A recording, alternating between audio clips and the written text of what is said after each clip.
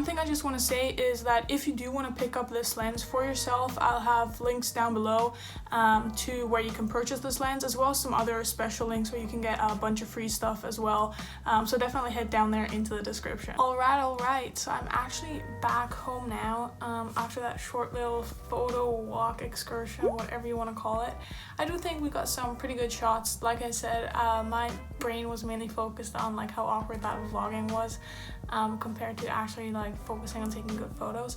But let's actually get to my thoughts on this lens. Once again, it's the Canon RF 24 to 240 millimeters, and what I do have to say is that I'm actually really happy with this lens, and I was not expecting a zoom lens to be this much fun. Like, it opens up a whole new world where right now if I like look outside, I see compositions and like I see a tree, for example, and I'm like, oh okay, I can take a photo of a tree. But with the zoom lens, being able to go all the way in and like zoom into 240 millimeters, seeing a tree suddenly means I can take photos of like the ultimate details on leaves and stuff, which is totally cool and really crazy. And just to I want to preface this by saying that the whole reason why I got this lens is because the lens I've used so far is the Canon EF 24 to 105 millimeters, and this was actually the kit lens that my Canon EOS R6 came with. And because this was an EF lens, I knew I wanted to buy an RF lens sooner rather than later, just because those really bring out kind of the best qualities in the EOS R series of Canon cameras. And because this was a 24 to 105, I knew I wanted to get something that's either wider or more zoomed in, and I went for the zoomed in version because landscape photography is something that I really enjoy, or landscape and nature. And what this lens allowed me to do is, with the 24, it really allowed me to kind of get these nice scenery shots where I could like get a really wide angle on what I'm actually looking at and just the landscape in general.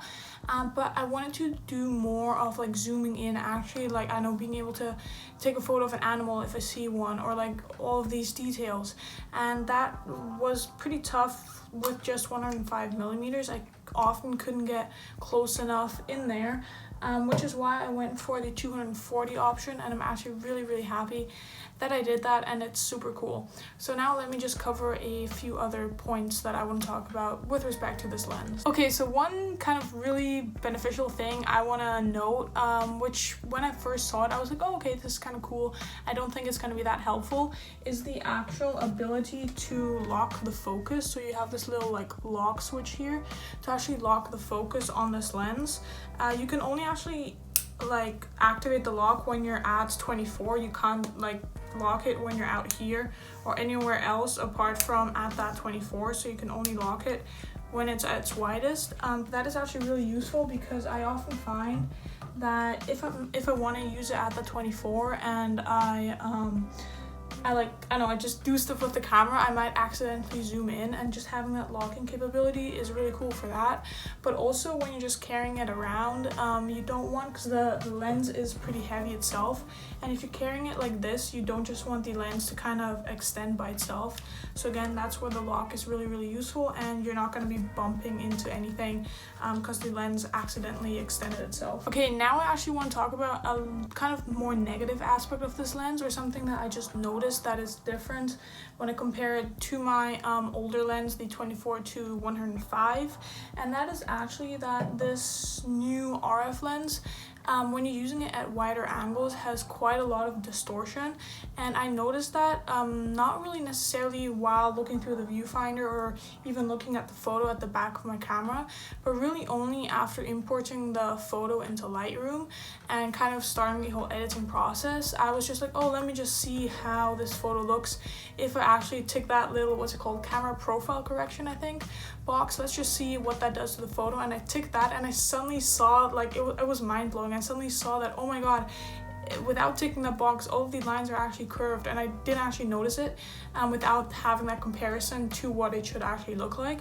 But that is definitely something to keep in mind when using this lens, is that you will probably want to tick that camera profile correction box more often rather than not, just to really kind of correct for those distortions that are probably going to be happening when you're using this lens at wider angles. And now just one other beneficial thing I want to mention. I mean, I don't know how important that is, but it's just something I noticed, that on this lens you have the like Canon control ring out here, so this is where you turn for the focus, and then here you have the control ring, which is actually closer to like the lens.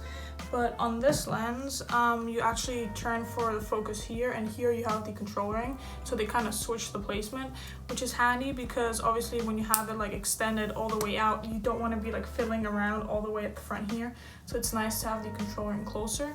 That's just something that I noticed, which is just really cool, that I kind of kept that in mind, accessibility wise, for using that lens.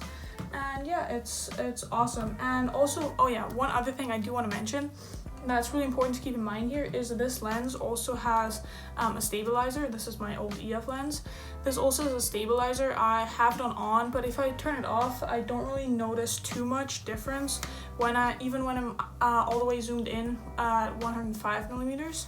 But with this lens, the new one, oh my god, I noticed the difference between having the stabilizer on and having the stabilizer off. When shooting at 240 millimeters, it makes a huge difference. If I'm in all the way at 240 and there's no stabilizer, you definitely see a ton of camera shake, which you don't see when the stabilizer is on, which is awesome. So yeah, just something to keep in mind for you all.